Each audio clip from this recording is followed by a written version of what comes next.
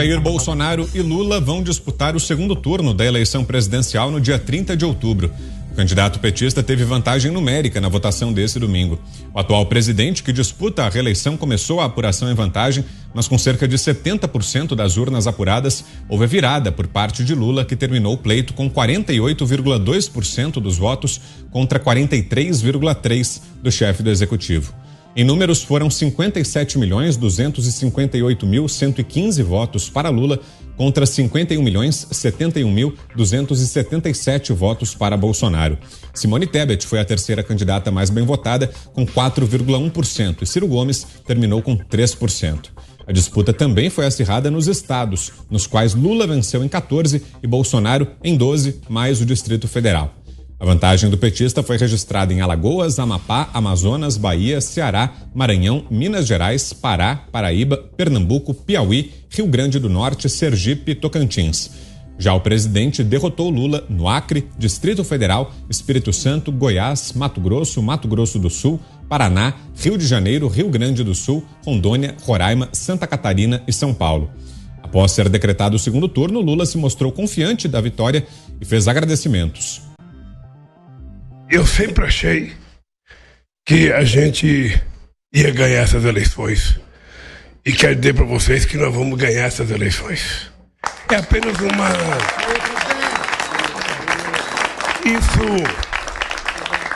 Isso para nós é apenas uma prorrogação. Eu quero primeiro agradecer mais uma vez ao comportamento da imprensa nessas eleições. Já Bolsonaro disse ser um novo jogo, trazendo à tona pautas que o diferem do petista. Teremos eleições, estamos no segundo turno das eleições mais importantes do Brasil. Tem certas coisas que depois que você experimenta, voltar atrás não é fácil. Então, temos a ganhar numa boa escolha por parte do eleitorado. É a sua liberdade, a sua democracia, é a liberdade de culto, é o respeito à família, é a questão da legítima defesa e, do outro lado, uma negação disso tudo.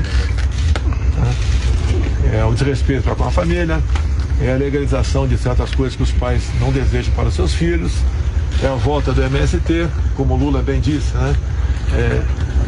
Valorizar o MST, é voltar a emprestar recursos para ditaduras mundo afora. Nas redes sociais, o chefe do executivo disse que o pleito foi realizado contra tudo e contra todos, trazendo um balanço de melhora no número de votos em relação a 2018, a eleição de governadores, deputados e senadores aliados, além de criticar as pesquisas pelos grandes erros. Por fim, Jair Bolsonaro ressaltou que as eleições não decidirão apenas quem assumirá a presidência, mas sim a identidade do país e os valores dos cidadãos. Vamos a Brasília, então. José Maria Trindade. Salve, Zé. Boa noite. Pois é, escapamos todos, né? E o segundo turno já começou. Muito boa noite, meu caro Vitor. Boa noite, compadre Augusto. Muito boa noite, Ana. Boa noite, Fiuza. Boa noite, Diogo. E boa noite a você, que nos acompanha sempre aqui nos Pingos nos Is. Olha, as pesquisas erraram feio, mas deram um sentido. Foram elas que estavam alertando o tempo inteiro que Lula estava na frente. Mas houve, sim, uma reação forte do presidente Jair Bolsonaro, e isso foi muito importante. É bom lembrar que pesquisa não é só a que é divulgada pelas empresas, né? Eu não gosto de chamar de institutos, que não são institutos, né? Mas também existem as pesquisas privadas. Eu conheci algumas pesquisas privadas que davam todas mais ou menos no segundo turno, no segundo turno e nesse sentido. Veja bem, a pesquisa não pode substituir a eleição. É a eleição que manda, é a urna que manda. Essa é a realidade. Então, a pesquisa mostra cenário, mostra a indicação do momento e pronto, nada mais do que isso. É apenas um norte, é apenas uma noção e não exatamente um resultado preciso. Por que não houve, por exemplo, a pesquisa de boca de urna? Porque estava errando.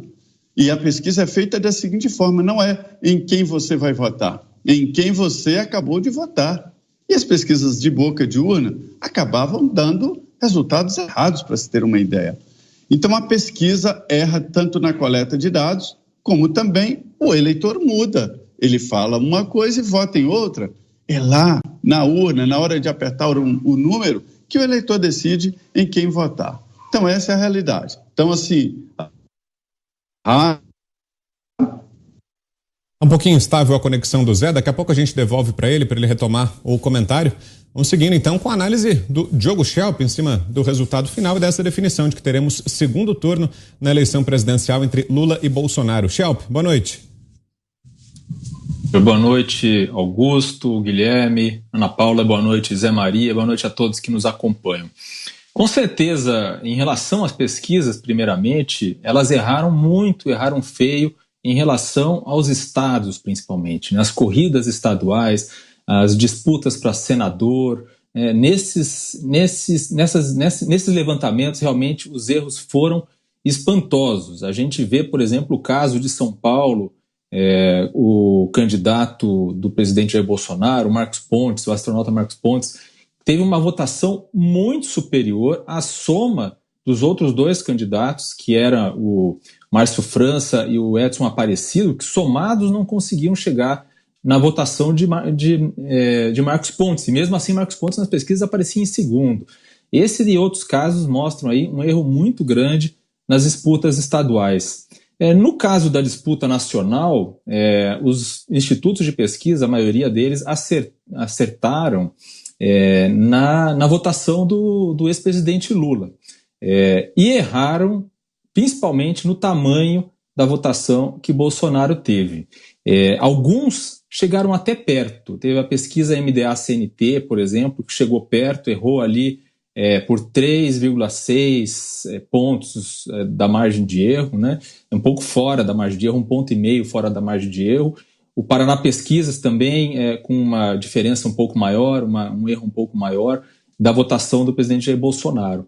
E a gente consegue ver nas pesquisas de onde vieram esses votos, né? Votos que antes estavam ou com Simone Tebet ou com Ciro Gomes, muito provavelmente foram, no fim das contas, indo para Bolsonaro. Isso pode ter sido, inclusive, um reflexo de última hora de uma percepção do eleitorado desses candidatos que viram aquele salto alto do PT, dizendo que ia conseguir ganhar as eleições no primeiro turno e tal, e decidiram antecipar o voto útil já no primeiro turno. É uma das explicações que foi colocada, mas, obviamente, isso ainda vai ser discutido, e aí toda uma tendência, aí, uma tentativa de criminalizar os institutos por causa desses erros. Em relação ao segundo turno, o que eu vejo é provavelmente uma repetição das estratégias que os dois candidatos usaram no primeiro turno, que é a de uma eleição do antipetismo versus o antibolsonarismo, ou seja, uma medição de forças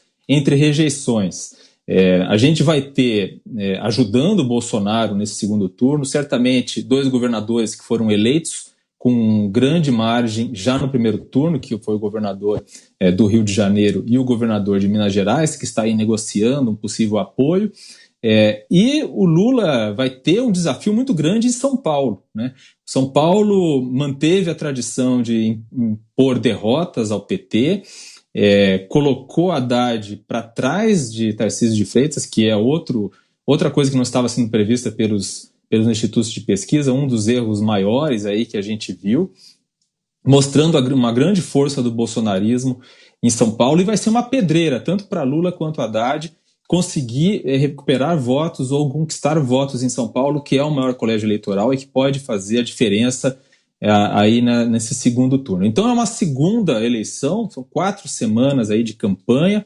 As boas notícias para o presidente Jair Bolsonaro, coisas que ele vai poder explorar ao longo dessas 4 semanas, são os bons números na economia, né? E quanto mais isso começa a se refletir no bolso dos brasileiros, né, na criação de empregos e assim por diante, é uma corrida curta, mas é uma corrida que já vem dando resultados nesse sentido. E para o Lula conta a tradição, digamos assim, o fato de que em disputas presidenciais, né, desde o fim da ditadura, o candidato que terminou o primeiro turno na frente acabou sendo eleito, mas as tradições estão aí, obviamente, para serem derrubadas.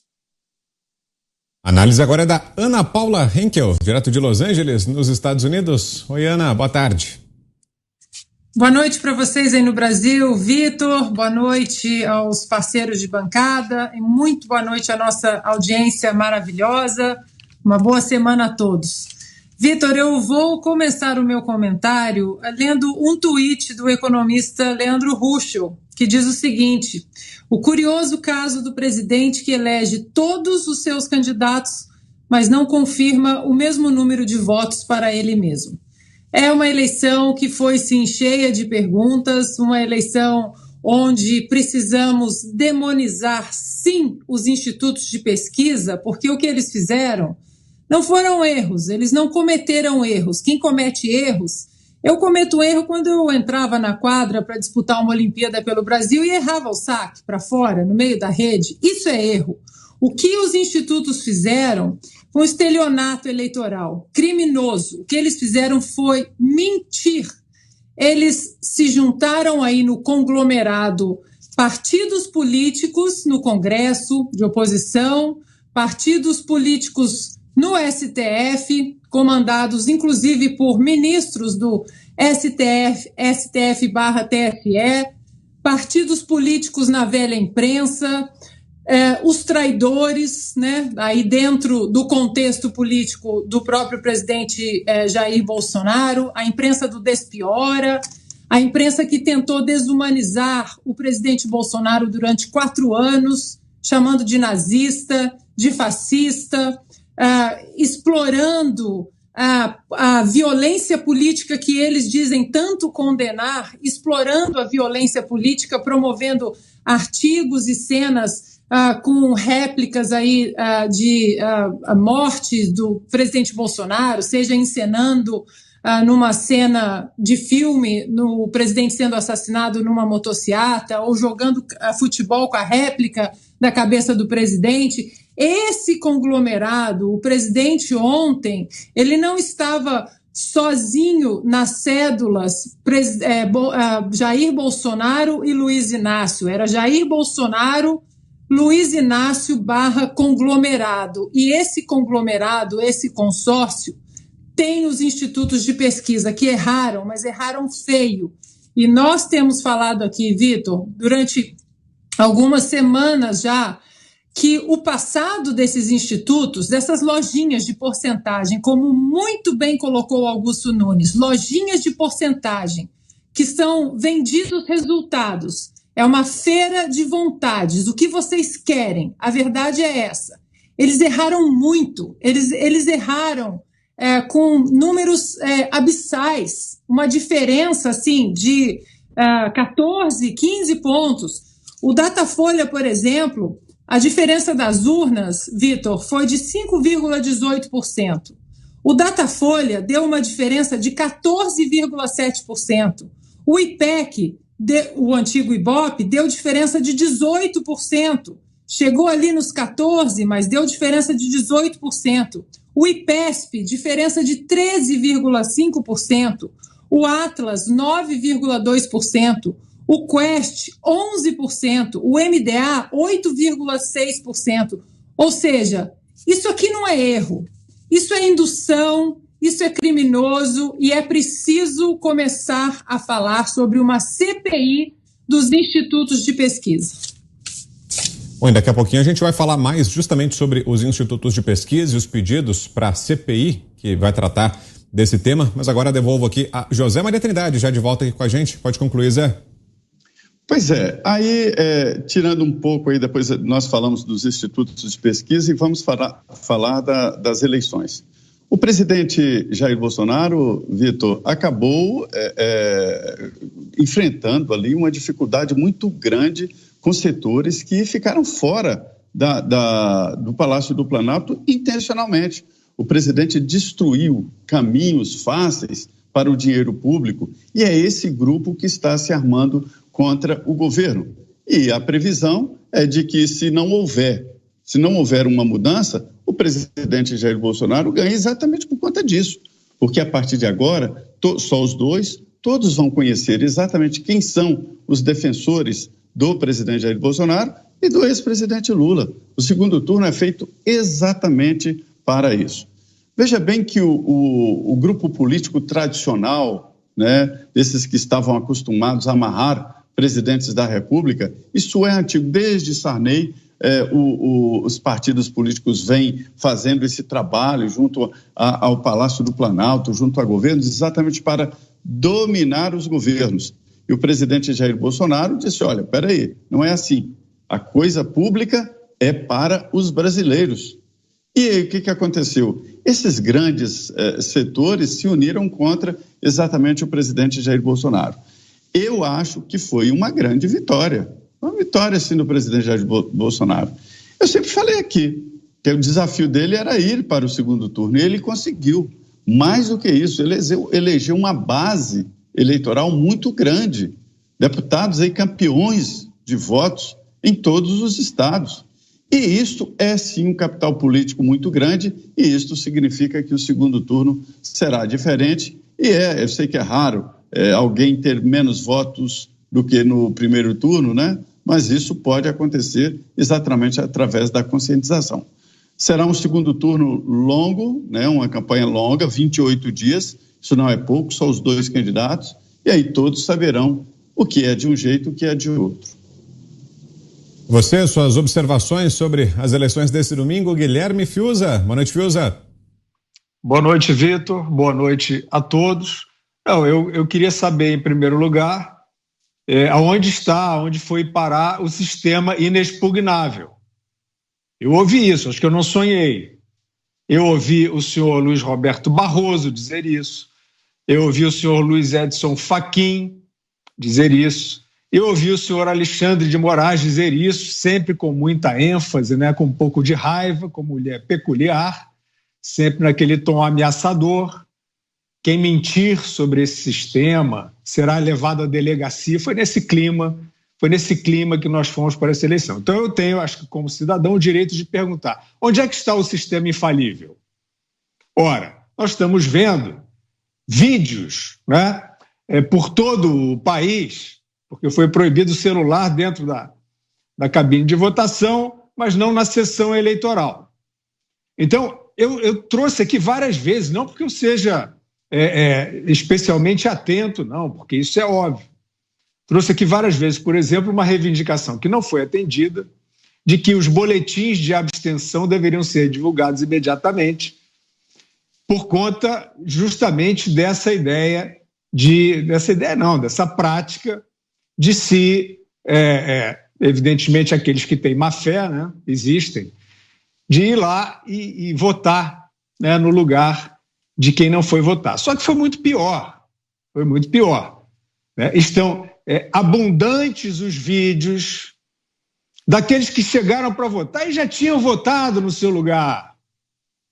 E vejam, a imensa maioria desses vídeos são brasileiros com a camisa verde e amarela, aquela que foi estigmatizada, aquelas cores que o Alexandre de Moraes resolveu implicar, que o Alexandre de Moraes resolveu que o governo federal não poderia fazer ações no 7 de setembro com essas cores, que viraram ali o objeto aí de uma criação de uma tese, né, supremacista, Ku Klux Klan. Tudo isso a gente viu contra esse verde e amarelo. E aí esses vídeos que nós estamos assistindo, será que eles são falsos? Será que eles foram armados? Então eu quero uma investigação. Eu acho que não são. São muitos e parecem bastante autênticos. De pessoas, senhoras e senhores, ministros do Supremo, né, representantes do Tribunal Superior Eleitoral, de pessoas que foram votar e já tinham votado em seu lugar. Nessa eleição, com esse sistema eleitoral perfeito, inviolável, infalível, como é que fica isso? Ora, eu acho que essa situação não é uma situação trivial. É claro que nós estamos vendo um caminhar de coisas completamente preocupante. Nós vimos, por exemplo, né, então, bom, tudo bem, temos o cenário. Vamos falar disso ao longo do programa. O presidente da República, ele faz boas bancadas no Congresso e nos estados onde esses parlamentares se deram muito bem em termos de resultados, o presidente não tem a proporcionalidade. Quer dizer, o sujeito foi lá, votou no deputado federal do Bolsonaro, votou no senador do Bolsonaro, não sei quem, votou no Lula. É isso é possível? Ah, não, teoria conspiratória, cala a boca dele, corta não sei o quê. Tá bom. Como é que prova que isso não é teoria conspiratória, que isso é uma constatação muito eloquente, a realidade é muito eloquente, muito fácil de ver. Como é que se provaria isso? Uma coisa chamada auditagem. E por que não se pode provar através da auditagem? Porque isso foi barrado. Isso foi barrado por quem? Pelo Tribunal Superior Eleitoral, cujo então presidente Luiz Roberto Barroso foi ao Congresso Nacional agir, operar, o que ele não deveria fazer, porque não é o lugar dele, operar para retirar, para fazer com que essa matéria fosse derrotada como foi. E agora como é que fica? Como é que faz para auditar? Aí a gente tem que ouvir o Alexandre de Moraes, que a gente provavelmente vai mostrar essa cena bonita, né, da democracia, de urbanidade, de grandeza, de elegância, né, dizendo quem quiser rever, nem lembro mais as palavras, a gente vai ver aí no programa, né? Quem quiser questionar, contestar o resultado, vai ficar querendo. É assim que o tribunal vai tratar. Então, é muito coerente. É muito coerente, porque a gente não está aqui de bobeira, né, falando há mais de ano que o sistema precisa ser auditável. Para este momento agora, em que aparece um quadro de votação estranho, incongruente, que aparece a evolução da apuração estranha, aquela subida, né, aquela subida consistente, regular, o Lula virou. E que é isso, minha gente? Vocês vão jogar fora todos os anos de investimento na sua liberdade, né, no seu ambiente, para ficar assistindo essa novelinha? Então a gente precisaria ter a aferição disso. A gente precisaria ter a auditagem disso, e nós não temos. Então, evidentemente, nós estamos numa situação em que a autoridade eleitoral garantiu um sistema sem falhas. Nós vimos as falhas. Vocês vão proibir esses vídeos das pessoas? As pessoas que aparecem ali, as pessoas estão... É uma situação dramática. Elas querem votar, elas querem dar o seu voto, e elas não podem dar o seu voto, porque já deram voto no lugar delas. Existe alguma coisa mais importante para se investigar no país? Onde estão os homens da lei? Vão investigar isso ou a gente vai ficar na balela? O sistema do Butão, do Brasil, de Bangladesh é indevassável. Então nós estamos em maus lençóis, estamos em péssimos lençóis, estamos numa eleição absolutamente às escuras. Não estamos? Então mostrem a transparência. Temos uma comissão de transparência. Eu gostaria de saber da comissão de transparência. Qual é a apreciação que os senhores têm da comissão de transparência, estou nem mais falando do TSE, sobre esses problemas, inúmeros problemas, inúmeras filas, inúmeras máquinas com defeito, tudo isso que se dizia que jamais aconteceria. Eu quero saber como cidadão, senão nem vou votar no segundo turno. Nesse sistema às cegas eu não vou votar, vou fazer outra coisa. Porque, enfim... Bom, é isso aí, depois a gente continua a falar. Minha opinião agora é de Augusto Nunes. Boa noite, Augusto. Boa noite, grande Vitor, meus colegas aqui do programa. Boa noite a você que nos acompanha. Olha, eu prefiro projetar as coisas aí, já ver o que deve ser feito no segundo turno. Porque se eles tramaram alguma coisa, e há suspeitas aí que dão conta disso, não conseguiram, não deu certo. Porque se fosse uma coisa bem feita, então eles já teriam liquidado as coisas no primeiro turno. Não conseguiram porque os eleitores não deixaram, Então o que a gente precisa fazer é ganhar o segundo turno. Vamos lá. Vou falar primeiro do discurso do Lula. Ele disse que foi uma prorrogação, está reconhecendo, portanto, que houve um empate. E nós, que gostamos de futebol, sabemos que são incontáveis os jogos que foram decididos da prorrogação em favor de um time que acabou de empatar, né, que empatou no último momento. Então isso acontece na Champions League o tempo todo. Vitória na prorrogação de quem era o vitorioso improvável. Né? Então isso aí, ele tá confessando que está zerada a conta. Mas ele está dizendo que o jogo está indefinido. E há 4 semanas para que ocorra a virada. E o presidente Bolsonaro tem vários nichos a mirar. Por exemplo, os que se abstiveram são 20%, são o quê? 30 milhões. 30 milhões de eleitores.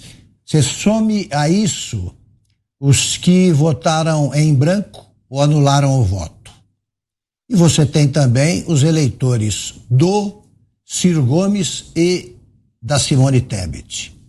Se eles tivessem cedido aí a essa campanha torpe, sórdida do voto útil, eles já teriam votado. No entanto, não votaram. Essa história de que o pessoal que votou no Ciro vai votar no Lula, o pessoal que votou na Tebet vai votar no Lula, isso aí já teria acontecido.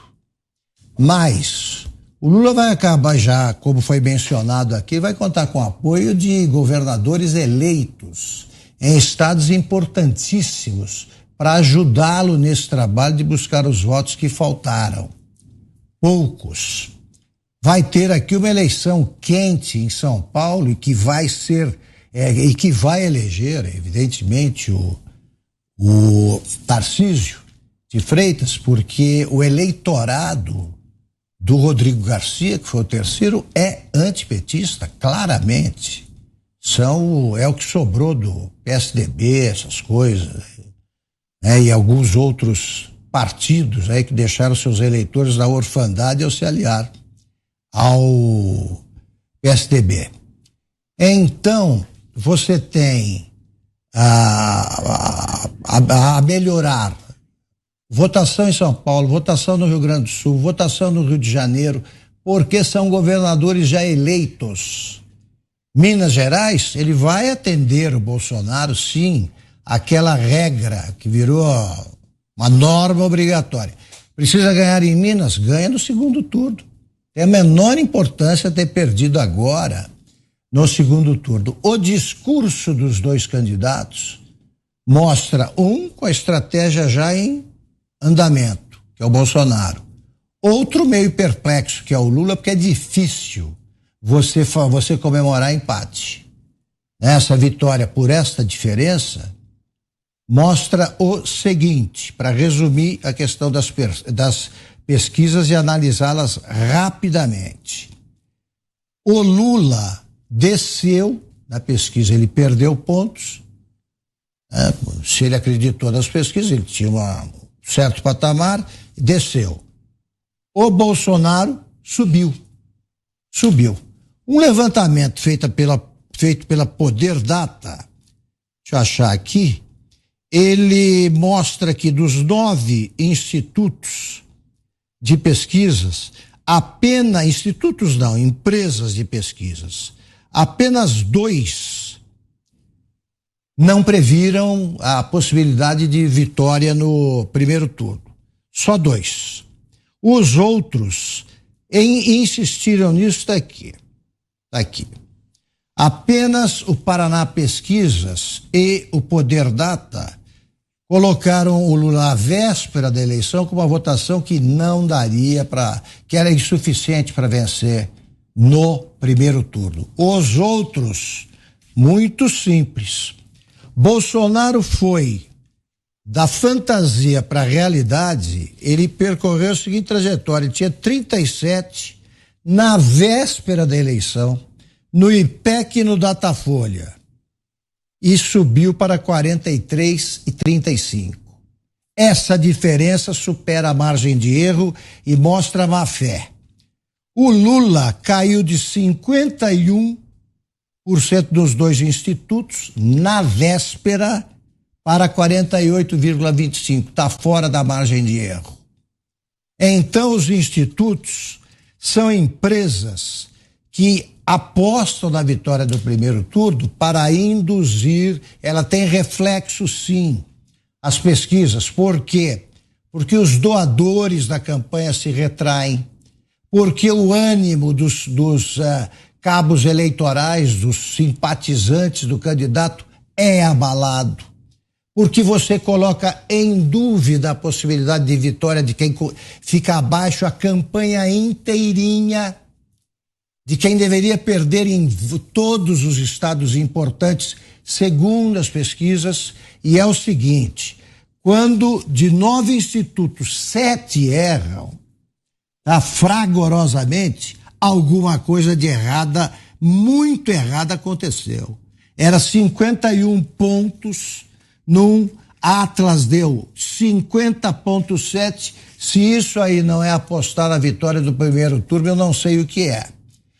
Os institutos de pesquisa foram os grandes derrotados nessa eleição, um dos grandes derrotados. E é o seguinte, quando aparecer a próxima pesquisa do Datafolha, por exemplo, ou desse Ibope com outro nome, e de outras siglas aí enganadoras, eu vou pedir aos jornalistas o favor de pensarem em como foi o desempenho no primeiro turno. Eles não merecem confiança. A Folha não pode dar... Lula está na frente. O Bolsonaro jamais passou de 40% das pesquisas. Jamais. Então ele estava derrotado.